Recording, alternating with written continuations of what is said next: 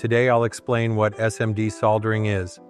SMD stands for Surface Mount Device. Unlike traditional soldering, where components are inserted into holes on a PCB, SMD parts sit directly on the surface. This design allows for smaller circuits, high-speed performance, and compact devices like smartphones. For SMD soldering, we typically use a few essential tools.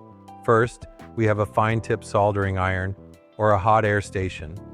These are crucial for applying heat precisely where we need it.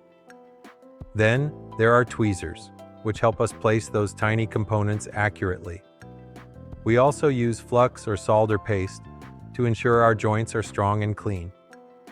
Flux helps the solder flow better, while solder paste is great for applying a small amount of solder to the pads on the PCB. Now, let's get into the practical side of things. I'm going to zoom in on this PCB board. First, I'll apply a little solder paste using a small brush.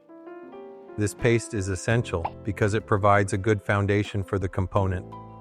Next, I'll take my tweezers and carefully place this SMD resistor right where it needs to go.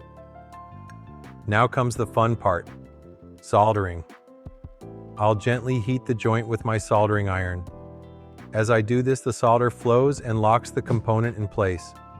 It's important to be steady and patient here. Rushing can lead to mistakes. And that's how SMD soldering works in both theory and practice. It may look tricky at first, but with practice and patience, anyone can master it. Remember, every expert was once a beginner, so don't get discouraged. Just keep practicing, and you'll get the hang of it.